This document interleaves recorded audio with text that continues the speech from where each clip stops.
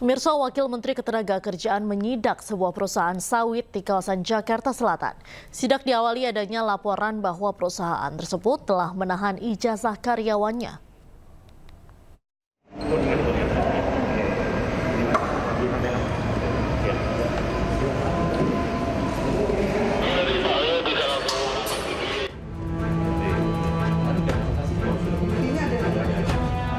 Wamenaker Immanuel Ebenezer menyidak perusahaan sawit yaitu Duta Palma Nusantara. Perusahaan berlokasi di Duta Palma Tower, Jakarta Selatan. Dari hasil sidak didapati sejumlah dugaan pelanggaran, salah satunya penahanan ijazah para karyawan, serta gaji yang masih di bawah upah minimum. Hak mereka terkait ijazah yang ditahan. Ijazah ditahan. Kalau ijazah ditahan, per detik ini tidak dipulangkan, saya akan melakukan upaya hukum, pidana. Itu kena pidana penggelapan. Kedua, ternyata ketika saya kemari ada laporan lagi terkait hak pesangon mereka. Mereka yang bekerja 31 tahun, 29 tahun, 10 tahun, ada yang 12 tahun dan sebagainya. Dikasihnya hanya 2,5 bulan. Saya nggak ngerti setengah, saya salah atau nggak tuh? Bener nggak? Ada yang cuma 1,5 bulan. Nah ini kan dalam norma ketenaga kerjaan itu pelanggaran, Pak. Hal positifnya yaitu pihak manajemen sangat kooperatif terkait misalnya penahanan ijazah. Jadi kawan-kawan yang ditahan ijazahnya cukup menunjukkan bukti kemudian dikembalikan tanpa meminta uang tebusan.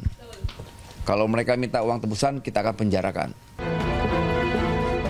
Selain pelanggaran kerja menahan ijazah, Wamenaker mendapatkan keterangan lainnya terkait adanya dugaan pelanggaran ketenagakerjaan, yaitu perusahaan juga membayar pesangon karyawan di bawah aturan dan ketentuan ketenagakerjaan. Tim Liputan iNews melaporkan. Sementara itu, pemilik CV Sentoso Sil Surabaya, Jan Huadiana, menjadi tersangka kasus penahanan ijazah karyawan. Ia diduga menggelapkan atau menyembunyikan total 108 ijazah milik eks-karyawan CV Sentoso Sil di Surabaya, Jawa Timur. Laku. Polda Jawa Timur menetapkan pemilik CV Sentoso Sil Surabaya, Jan Huadiana, sebagai tersangka atas kasus penahanan ijazah karyawannya. Sebelumnya polisi menaikkan status laporan penahanan ijazah ke penyidikan dan memeriksa 23 saksi. Status Diana pun menjadi tersangka usai pemeriksaan tersebut. Wakil Direktur Reserse Kriminal Umum Polda Jatim AKBP Suryono mengatakan, polisi menemukan 108 ijazah SMA SMK di rumah Diana saat penggeledahan. Ratusan ijazah ini milik eks-karyawan CV Sentoso. Polisi pun berencana memeriksa saksi tambahan. Status dari Diana sendiri saksi atau tersangka? Yang bersangkutan sudah hari ini dilakukan gelar perkara dan dinaikkan ke penyidikan dan menetapkan tersangka saudara JD. Setelahnya perkara penahanan ijazah itu nanti? Iya. Penggelapan atau apa? Pasal yang dikenakan? Iya, penggelapan. Sebelumnya puluhan eks-karyawan Sentoso Sil melaporkan Diana ke Polda Jatim atas tuduhan penahanan ijazah. Kasus ini juga viral usai Wakil Wali Kota Surabaya Armuji mengunggah konten sidak ke CV Sentoso Sil Margomulyo pada April 2025. Diana dan suami Hendy Suryono ditetapkan tersangka dan ditahan di Polrestabes Surabaya sejak 8 Mei 2025. Keduanya ditahan atas laporan pengrusakan mobil milik kontraktor yang pernah bekerja sama dengan Diana. Dari Surabaya, Hari Tambayong iNews melaporkan. Pemirsa, Wali Kota Bandung Muhammad Farhan mengamuk saat melakukan penyegelan lahan eks-Palaguna di kawasan Jalan Asia Afrika. Selain melanggar berbagai peraturan daerah, kawasan tersebut selama ini digunakan sebagai arena hiburan malam tak berizin. Bongkar lagi sekarang. Siap. Bukan. Sekarang bongkar. Ya, ini pasti. Kamu melawan pemerintah? Enggak. Pasti. Ya udah, nurut. Bongkar sekarang. Pasti dibongkar. Siap. Ayo lah. Ya. Siap. Iya nungar rusak kota teh nukieu ya. Siapa? Kalau disebut perusahaan kota? Bukan, Pak. Bongkar sekarang. Pasti dibongkar. Ayo nak. Ya. Saya pengen lihat. Udah bongkarlah itu. Ikut saya. Bongkar. Bongkar kabeh. Kotoran kota Bandung we hungkul. Aing nu disalahkeun. Baru saya bongkar lagi sekarang. Siap. Inilah detik-detik saat Wali Kota Bandung Muhammad Farhan mengamuk kepada seseorang yang diduga koordinator preman saat dilakukan penyegelan lahan eks Palaguna di kawasan Jalan Asia Afrika. Ia tak bisa menahan amarah ketika melihat lahan yang seharusnya diperuntukkan untuk area parkir itu dipergunakan untuk berbagai kegiatan yang melanggar aturan, salah satunya wahana hiburan malam tak berizin. Tidak hanya itu, di sudut lapangan ia juga menemukan banyaknya tumpukan sampah hingga menimbulkan bau tak sedap. Farhan pun memerintahkan Satpol PP untuk membongkar dan selanjutnya melakukan penyegelan permanen di lahan tersebut. Ini melanggar banyak sekali perda ketertiban, perda sampah dan lain-lain. Jadi mulai hari ini daerah ini akan ditutup, disegel secara permanen. Kemudian sampai ada penindakan. Kita akan melakukan penindakan secara pidana, mau itu tindakan pidana ringan atau enggak, kita lihat perkembangannya. Kemudian selama masa penyegelan ini kita akan perbaiki supaya ini tidak menjadi sumber penyakit.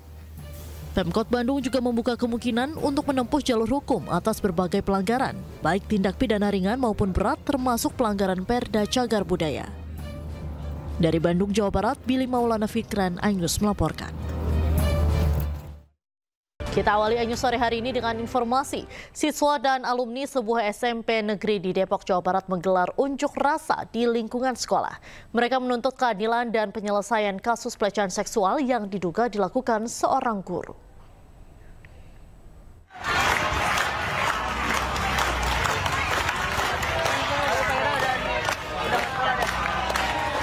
Ratusan siswa dan alumni sebuah SMP negeri di Depok, Jawa Barat berunjuk rasa di lingkungan sekolah Jumat pagi tadi.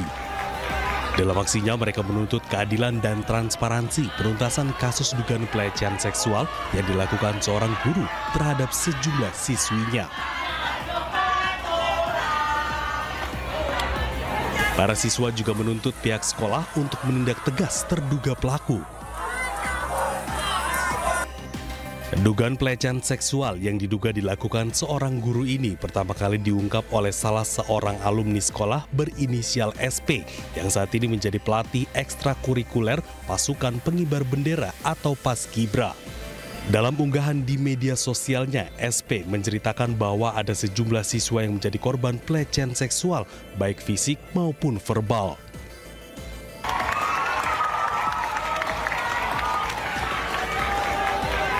SP menilai tindakan guru tersebut sudah melewati batas dan berdampak buruk bagi psikologis anak.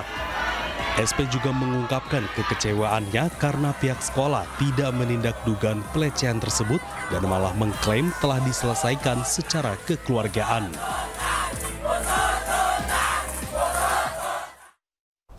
Sebelumnya, salah satu siswa yang diduga dilecehkan gurunya telah melapor ke Polres Metro Depok. Sementara pihak sekolah menampik terduga pelaku melakukan pelecehan fisik, melainkan hanya melecehkan korban secara verbal.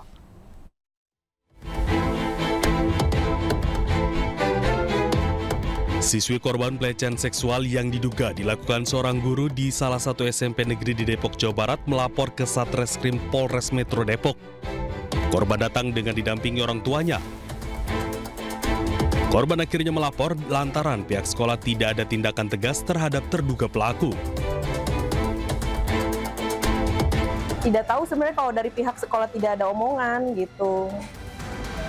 Jadi mungkin pas aku konfirmasi ke pihak sekolah, karena kenapa tidak diberitahu orang tuanya, karena si anak ini bilang ke pihak sekolah bahwa tidak boleh dikasih tahu orang tuanya gitu.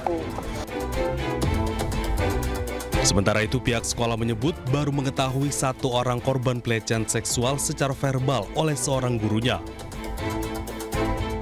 Mengakui benar. Tidak melakukan tindakan itu hanya tindakan verbal. Iya, tapi benar. Kata-kata yang itu pun dipancing oleh anak.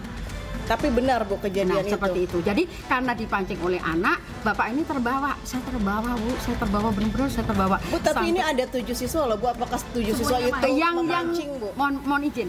Yang saya ketahui nih, hanya 1 siswa. Yang 7 siswa lainnya saya tidak. Kini kasus ini mulai mendapat perhatian publik dan diharapkan mendorong investigasi menyeluruh oleh Dinas Pendidikan maupun kepolisian. Dari Depok, Jawa Barat, Iyung Rizky, iNews melaporkan.